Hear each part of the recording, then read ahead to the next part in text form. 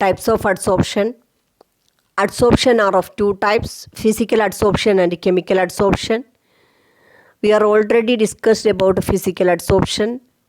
Then chemical adsorption. Chemical adsorption is also known as chemisorption. The force existing between adsorbate and adsorbent are chemical in nature are called chemical adsorption. അഡ്സോർബേറ്റിൻ്റെയും അഡ്സോർബൻറ്റിൻ്റെയും ഇടക്ക് ഉള്ള force of attraction എന്ന് പറയുന്നത് chemical nature, രാസസ്വഭാവം, chemical nature ഉണ്ടെങ്കിൽ അത്തരത്തിലുള്ള അഡ്സോർപ്ഷനെയാണ് chemical adsorption എന്ന് പറയുന്നത്, കെമിസോർപ്ഷൻ. ഈ chemical adsorption physical അഡ്സോർപ്ഷനേക്കാളും strong ആയിരിക്കും. ഇതിൻ്റെ ക്യാരക്ടറിസ്റ്റിക് നമ്മൾ നോക്കുക. ഫസ്റ്റ് വൺ, നമ്മൾ ഫിസിക്കൽ അഡ്സോർപ്ഷനിൽ നോട്ട് സ്പെസിഫിക് എന്നായിരുന്നു പറഞ്ഞിരുന്നത് എങ്കിൽ കെമിക്കൽ അഡ്സോർപ്ഷൻ്റെ കേസിൽ ഹൈലി സ്പെസിഫിക് ആണ്. ഹൈലി സ്പെസിഫിക് എന്ന് പറയുമ്പോൾ ഇന്ന സബ്സ്റ്റൻസ്, ഇന്ന അഡ്സോർബേറ്റ്, ഇന്ന അഡ്സോർബൻറ്റിൻ്റെ മുകളിൽ അല്ലെങ്കിൽ ഇന്ന സർഫസിൽ മാത്രമേ അഡ്സോർബ് ചെയ്യുകയുള്ളൂ എന്നുള്ള ഒരു നിർബന്ധ ബുദ്ധിയുണ്ട്, സ്പെസിഫിക് ആണ്.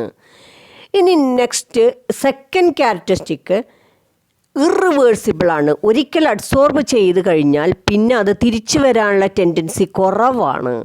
ഫിസിക്കലാണെങ്കിൽ റിവേഴ്സിബിൾ ആയിരുന്നു, ഫോർവേഡ് റിയാക്ഷൻ നടക്കുന്നതോടൊപ്പം ബാക്ക്വേർഡ് റിയാക്ഷൻ നടന്നിരുന്നു. പക്ഷേ ഇത് ഇറിവേഴ്സിബിളാണ്. അഡ്സോർപ്ഷൻ നടന്നു കഴിഞ്ഞത് തന്നെ, പിന്നെ അതെന്ത് ചെയ്യൂല, തിരിച്ചു വരില്ല. ഇനി third one, surface area of adsorbent. അഡ്സോർബൻറ്റിൻ്റെ സർഫസ് ഏരിയ അത് ഈക്വലാണ്. സർഫസ് ഏരിയ കൂടിയാൽ സ്പീഡ് ഓഫ് അഡ്സോർപ്ഷൻ കൂടും. അത് കെമിസോർപ്ഷൻ ആണെങ്കിലും ഫിസിസോർപ്ഷൻ ആണെങ്കിലും സർഫസ് ഏരിയ കൂടിക്കഴിഞ്ഞാൽ റേറ്റ് ഓഫ് അഡ്സോർപ്ഷൻ കൂടും. Next fourth point, enthalpy of adsorption. നമുക്കറിയാം ഇറ്റ് ഈസ് ആൻ എക്സോതെർമിക് പ്രോസസ്സോ. എല്ലാ അഡ്സോർപ്ഷൻ ആണെങ്കിലും എക്സോതെർമിക് പ്രോസസ്സാണ്, ഡെൽറ്റ എച്ച് നെഗറ്റീവാണ്. ഈ എക്സോതെർമിക് പ്രോസസ്സ് എത്രമാത്രം അഡ്സോർപ്ഷൻ സ്ട്രോങ് ആകുന്നു അത്രയും എനർജി റിലീസ് ചെയ്യുക, കൂടുതൽ എനർജി റിലീസ് ചെയ്യും. ഇവിടെ നമുക്കറിയാം ഫിസിക്കൽ അഡ്സോർപ്ഷനേക്കാളും സ്ട്രോങ് ആണ് കെമിക്കൽ അഡ്സോർപ്ഷൻ. അതുകൊണ്ട് ഫിസിക്സ് ഓപ്ഷനിലുള്ള എൻതാൽപ്പി കൂടുതലായിരിക്കും, അതായത് റിലീസ് ചെയ്യുന്ന എനർജി കൂടുതലായിരിക്കും. അപ്പം എന്ത് പറയാം, enthalpy of adsorption is high in the case of chemical adsorption than that of physical adsorption. ഫിസിസോർപ്ഷനേക്കാളും എൻതാൽപ്പി ഓഫ് അഡ്സോർപ്ഷൻ കൂടുതലായിരിക്കും. നമുക്ക് നോക്കാം അഡ്സോർപ്ഷൻ പ്രോസസ്സ്. കെമിക്കൽ അഡ്സോർപ്ഷന് എക്സാമ്പിളാണ് നമ്മളുടെ ഡൈ നേരത്തെ അഡ്സോർബ് ചെയ്തത്. അതേപോലെ ഗ്യാസ് മോളിക്യൂൾസ് ചാർക്കോളിൻ്റെ മുകളിൽ അഡ്സോർബ് ചെയ്തതൊക്കെ കെമിക്കൽ അഡ്സോർപ്ഷൻസ് ആണ്. അത് സ്ട്രോങ് അഡ്സോർപ്ഷനാണ്, പെട്ടെന്ന് തന്നെ റിവേഴ്സിബിൾ ആകുന്നില്ല.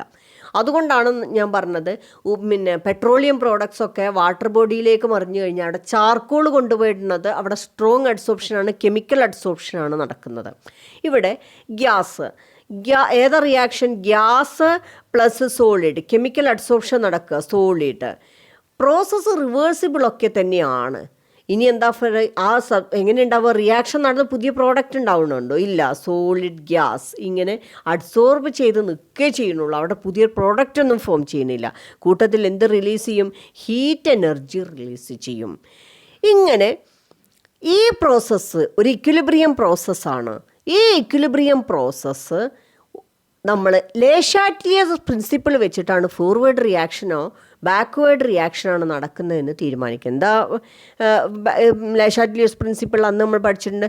When an equilibrium is subjected to change in temperature, pressure or concentration, then this equilibrium shifts automatically to nullify the effect of that change. ആ ഇഫക്റ്റ് നമ്മൾ change വരുത്തിയത് ടെമ്പറേച്ചറിനാണെങ്കിൽ ടെമ്പറേച്ചറിൻ്റെ ചേഞ്ച് ഇല്ലാതാക്കാൻ വേണ്ടിയിട്ട്, അല്ലെങ്കിൽ പ്രഷറാണ് കൂട്ടിക്കൊടുത്തെങ്കിൽ പ്രഷറിൻ്റെ ചേഞ്ച് ഇല്ലാതാക്കാൻ വേണ്ടിയിട്ട്, കോൺസെൻട്രേഷനാണ് കൂട്ടിക്കൊടുത്തെങ്കിൽ കോൺസെൻട്രേഷൻ്റെ ഇഫക്റ്റ് ഇല്ലാതാക്കാൻ വേണ്ടിയിട്ട്, അത് ഇല്ലാതാക്കാൻ വേണ്ടി, ആ ചേഞ്ച് ഇല്ലാതാക്കാൻ വേണ്ടി ഏത് ഡയറക്ഷനിലേക്കാണോ റിയാക്ഷൻ ചേഞ്ച് ചെയ്യേണ്ടതെങ്കിൽ അങ്ങോട്ട് ചേഞ്ച് ചെയ്യും. ഇതിനെയാണ് ലെ ഷാറ്റ്ലിയർസ് പ്രിൻസിപ്പിൾ എന്ന് നമ്മൾ +1 പഠിച്ചിട്ടുണ്ട്. അപ്പോൾ if an equilibrium is subjected to change in concentration, pressure or temperature, then the equilibrium shifts automatically to nullify the effect of that change എന്നാണ് പഠിച്ചത്. ഇവിടെ ഹീറ്റാണ്.